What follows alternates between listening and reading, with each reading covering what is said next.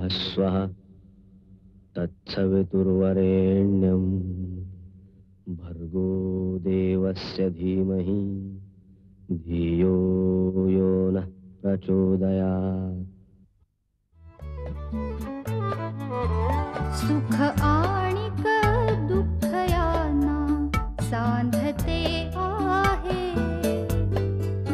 जीवनाशी ती कधीची भांडते आहे।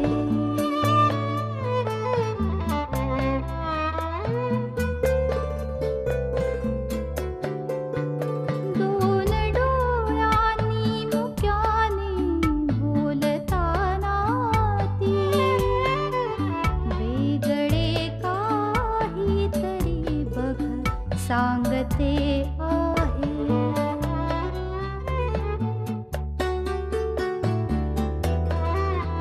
जीवनाचे एक गाणे गात जाताना वेगळीशी चाल त्याची बांधते आहे। जीवनासाठी जणू ही अकस्मिता, सुखाणिक दुःख वेडी अवंतिका।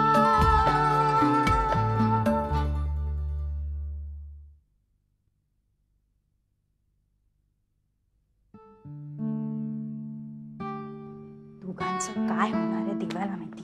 नुसता सगळीकडे पसारा पसारा करून ठेवलाय। ही मयू एक शाळेत। काय ग, कुठं निघालीस?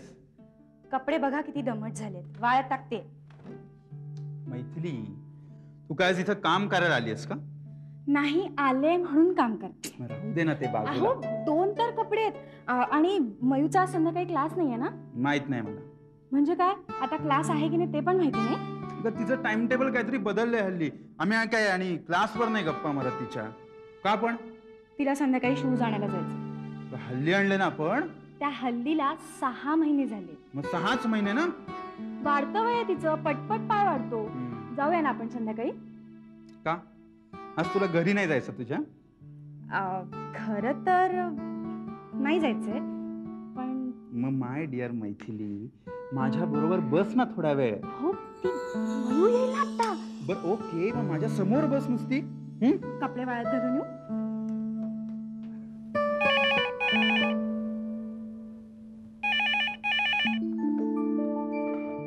हॅलो, कोण बोलतंय? हे बघा,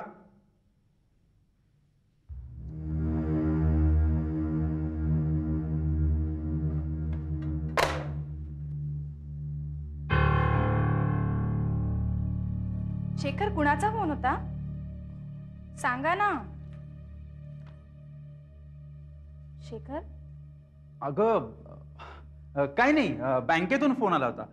आता मी सुट्टी काढून घरी बसलोय ना, मग ऐकावं लागतं काय काय। काम पण तसंच आहे तुमचं, जबाबदारीचं आणि काळजीचं सुद्धा। काय? नाही, काय नाही, काय नाही। नाही, तुम्ही काहीतरी बोललात ना? अगं खरंच काही नाही। बरं, तुझे कपडे वाळत घालून झाले ना? हो। मग मी काय म्हणतोय की मयूला यायला अजून वेळ आहे, आणि काका सुद्धा एवढ्यात नाही येणार, आणि हवा पण खूप छान पडली आहे। हो, तर प्लीज माझ्यासाठी एक कॉफी आणतेस? हो, आणते।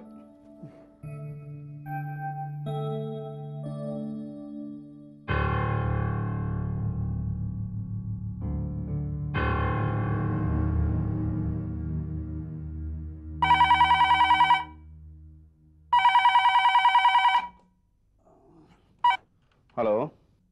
हॅलो बाबा. हा बोल. काही नाही, तुमचा आवाज ऐकावा असं वाटलं म्हणून फोन केला। उद्या ती ॲडल्टरीची केस सुरू होते ना, जाम टेन्शन आलंय मला। हा, हरकत नाही।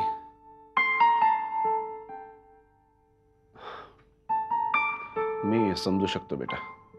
मी कालच डिक्शनरी काढून बसले होते, त्याच्यात ॲडल्टरी शब्दाचा अर्थ बघितला, किती भयंकर आणि विचित्र अर्थ आहे माहितीये. आपल्या जोडीदाराशी प्रतारणा करून केलेला व्यभिचार.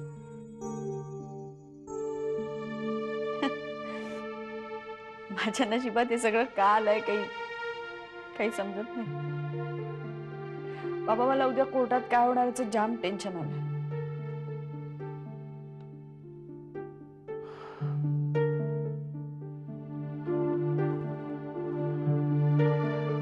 हे बघ बेटा, अपसेट होऊ नकोस. अपसेट व्हायचं नाही. शहाण्या माणसाने कोर्टाची पायरी चढू नये असं म्हणतात, पण जर त्याला ती नाईलाजामुळे चढावी लागली तर मग मात्र त्यांनी आपला शहाणपणा शाबूत ठेवून नीट विचार करून ती केस लढायची असते. ओके? अशी घरात बसून नुसती कोर्टाची चित्र पाहण्यात काय अर्थ आहे? त्यांनी फायदा होतच नाही, तोटाच होतो. मला सहन होत नाही बाबा. सहन होण्यासारखी गोष्ट नाही बेटा, मला कळतंय का. पण आता समोर तर जायला हवं ना. मग बाऊ करण्यात काय अर्थ आहे मला सांग. त्यापेक्षा नीट विचार कर. हवं तर दादासाहेबांशी डिस्कस कर. बाबा, तुम्ही येताय ना उद्या? तुम्ही आहात ना माझ्या बरोबर? ऑफकोर्स येतोय.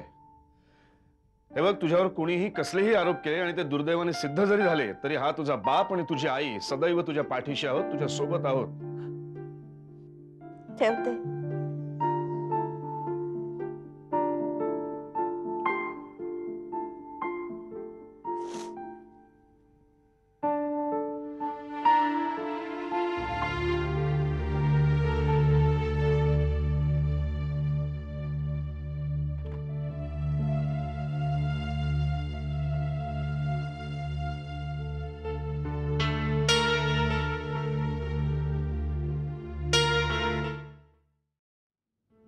अवी, अवी, आर्य झोपलाय.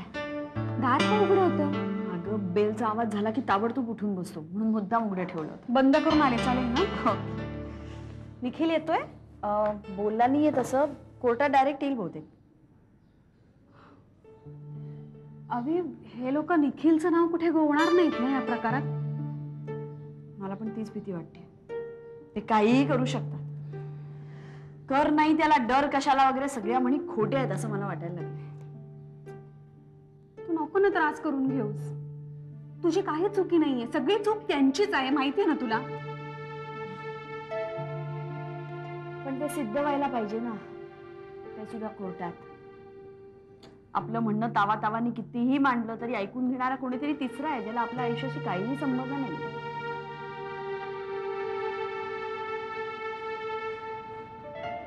काय खाल्लंस? नाही, नको. भूक नाही मला. वाटलंच होतं मला. कधी असते भूक तुला? ऍपल्स आणले, प्लीज खाऊन घे. पोट शांत असलं ना की मन सुद्धा शांत राहतं. खरंच.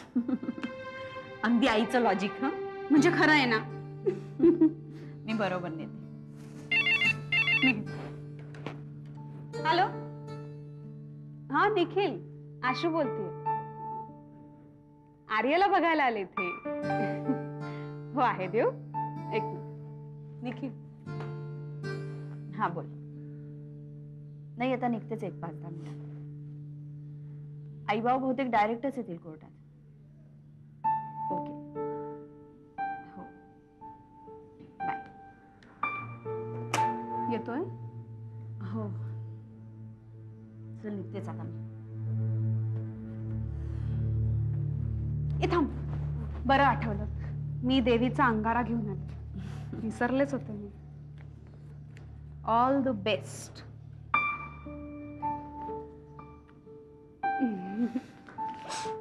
चल, येते लवकर.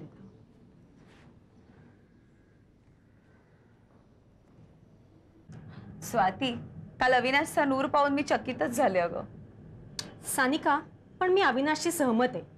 अगं, अशा लोकांना जर का आपण सतत माफ करत गेलो, त्यांना धडा शिकवणार कोण? म्हणतात ना, म्हातारी गेल्याचं दुःखनी पण काळ सोकावतो, त्यातला प्रकार आहे हा. मी आत येऊ मॅडम? Come in. काय काम होतं? मॅडम, मला तुमची माफी मागायची आहे.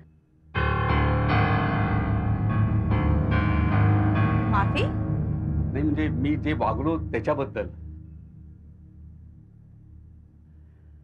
माझा हेतू तसा नव्हता मॅडम, पण तो महापात्र आहे ना, तो मला भडकवतो मॅडम. तुमच्याविषयी काय वाटेल ते बोलतो तो. नाही तुम्हाला तसं वाटलं असेल तर मी. वाटलं असेल म्हणजे? तुम्ही काय मला मूर्ख समजता? नाही नाही मॅडम, मला इतकंच म्हणायचं आहे की तुम्ही द्याल ती शिक्षा मला कबूल आहे.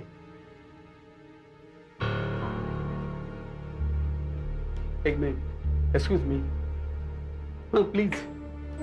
नाही मॅडम, मला तुमचे पाय धरायचे आहेत. करपे करपे काय करतात नाही, तुम्ही? नाही, तुम्ही मला माफ केल्याशिवाय मी पाय सोडणार नाही. मॅडम मला तुम्ही सांगा माफ केलं म्हणून. करपे, उठा मॅडम तुम्ही. प्लीज मला माफ केलं म्हणून ओके, सांगा ओके, प्लीज ओके, मला. केलं माफ केलं तुम्हाला. उठा तुम्ही. करपे, तुम्ही वयाने किती मोठे आहात, तुम्ही पाय काय धरता? हे शोभतं का तुम्हाला? नाही सॉरी मॅडम, म्हणजे काय याच्यात वयाचा कुठे प्रश्न येतो. पण मॅडम तुम्ही माझ्यावर ऍक्शन घ्यायला नाही ना सांगणार? नाही ना सांगणार? प्लीज मला सांगा. Please please please. नाही सांगणार. Thank you madam. मॅडम मी येऊ? निघा तुम्ही. Thank you. Very nice of you.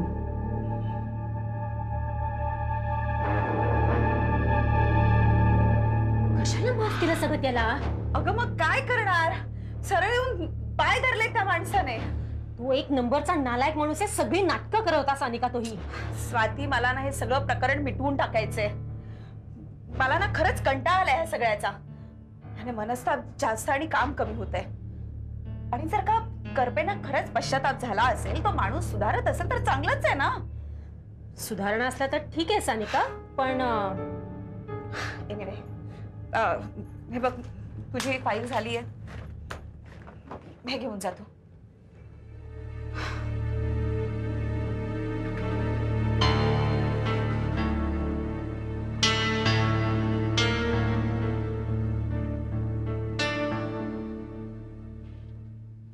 काय झालं? काय झालं साहेब? मॅडमनी माफ केलं?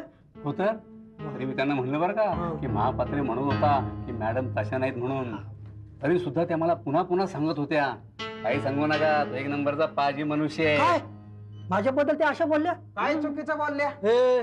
हे महापात्रे, तू जर मला थोडी साथ दिलीस ना तर बघ, या ऑफिस मध्ये माझी बदनामी करणाऱ्या बाईची शर्मेने मी कशी मान खाली घालायला लागतो बघच तू.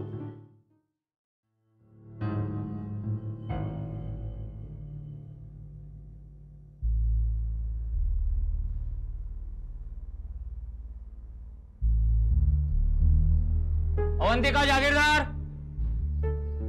अवंतिका जागीरदार, सौरभ जागीरदार.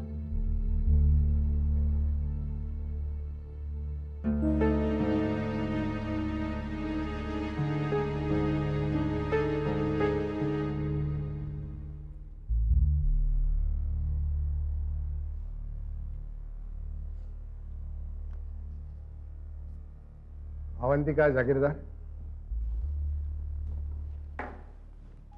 बोला. देवा शपथ खरं सांगेन. देवा शपथ खरं सांगेन. खोटं सांगणार नाही. खोटं सांगणार नाही. आपलं नाव? अवंतिका जहागीरदार. वय? 26 वर्ष. राहणार कुठे? पुणे. लग्नानंतर कुठे राहायला होतात? कोल्हापूर. शेवटी एकत्र कुठे राहायला होतात? कोल्हापूरमध्ये. लग्न कुठल्या तारखेला झालं? 15 डिसेंबर 2000. शेवटी कोल्हापूर कधी सोडलं आपण? 20 जुलै 2003.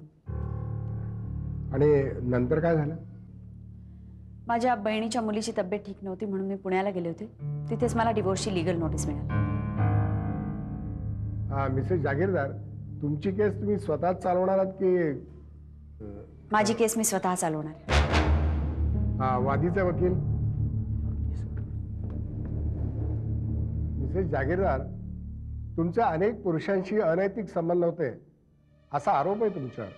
त्याबद्दल तुम्हाला काय म्हणायचं? जज साहेब, हे खोटं आहे. स्वतःचे दुसऱ्या व्यक्तीशी असलेले संबंध लपवण्यासाठी माझ्यावर काय वाटेल ते आरोप करतायत. जज साहेब, अनिश पाटेकर या त्यांच्या मित्राबरोबर त्याचे बऱ्याच वर्षापासून संबंध आहेत. संबंध नाही, आमची फक्त मैत्री आहे. हो, पण तो तुम्हाला तुमच्या नवऱ्यापेक्षाही खूप जवळचा वाटत होता, बरोबर आहे? हे खोटं आहे. हे खरायचंच आहे. आणि त्याचा पुरावा म्हणजे ही डायरी.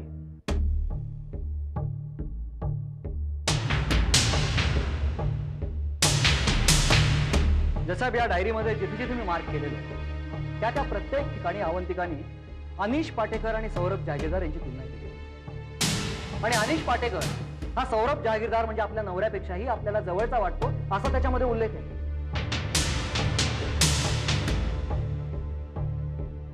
आणि दर 2-3 पानाने अनिश पाटेकर यांचा. अनिश माझा खरोखरच खूप जवळचा मित्र आहे, अगदी लहानपणापासूनचा.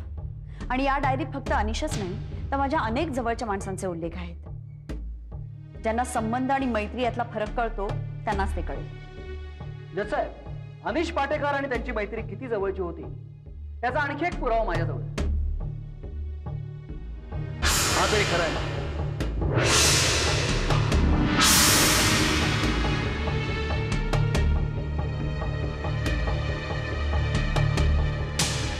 हा फोटो खरा नाहीये.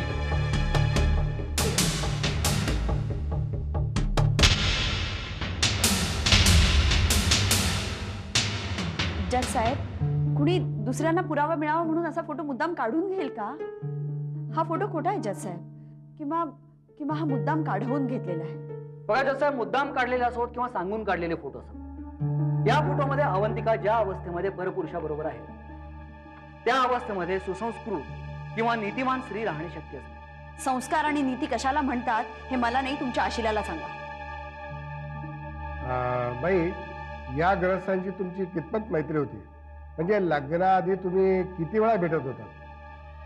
जवळजवळ रोजच. याचा अर्थ हे रोजच भेटत होते. जसं अवंतिका जहागीरदार, तुम्ही रोजच भेटत होता याचा अर्थ तुम्ही एकमेकाला स्पर्श करत असाल, तुम्ही एकमेकांना जवळ सुद्धा घेत असाल, नाही? हो, कधीतरी एखाद्या अवघड प्रसंगात एकमेकांना समजावताना किंवा. पण त्याचा अर्थ. अवंतिका जहागीरदार, अनिश पाटेकर यांचं लग्न मोडायला आलं होतं याचं कारण सुद्धा तुम्हीच होता, बरोबर आहे ना? हो, पण ते त्याच्या बायको. लग्न मोडायला आलं होतं हे बरोबर आहे ना? तुम्ही मला बोलू देणार आहात का नाहीये? हे सगळं एका गैरसमजापोटी घडलं होतं. हो, स्वतःच्या बाबतीत जे घडलं ते गैरसमजापोटी असा सोयीस्कर बचाव तुम्ही करून घेतलेला आणि माझ्या आशिलावर मात्र खोटे आरोप करता. जज साहेब, सौरभ जहागीरदारांचे एका परस्त्रीशी संबंध होते हे मी सिद्ध करू शकते, अगदी साक्षी पुराव्यांसकट. काय पुरावा आहे तुमच्याकडे? तो कोर्टापुढे हजर करू शकता? हो.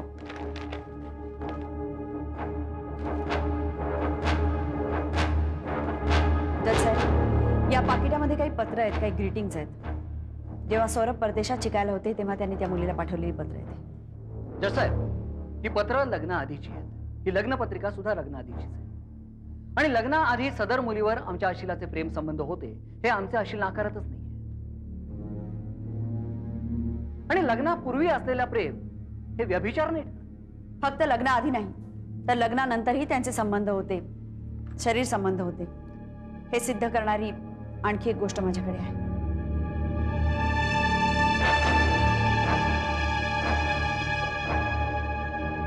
जज साहेब, ही एक कॅसेट आहे. या कॅसेटमध्ये ती मुलगी आणि सौरभ यांचं संभाषण आहे, ज्यातून हे पूर्णपणे सिद्ध होतं की लग्नानंतरही त्यांच्यामध्ये फिजिकल रिलेशन्स होते. कॅसेट प्ले करा.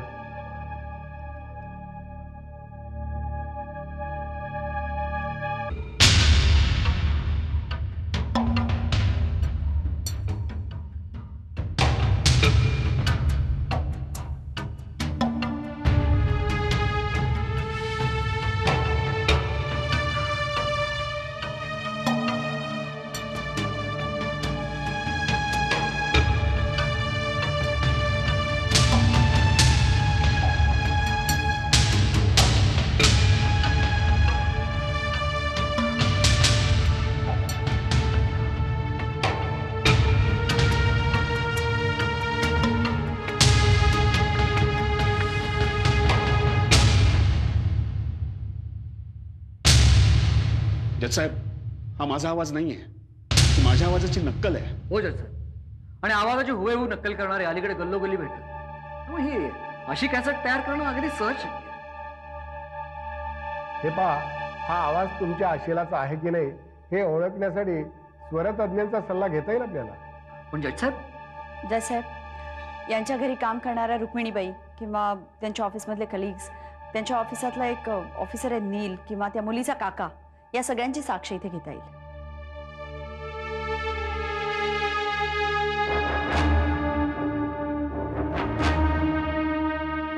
पुढील सुनावणीसाठी तारीख 13 गुरुवार चालेल? चालेल. ठीक आहे, चालेल. मग या तुम्ही.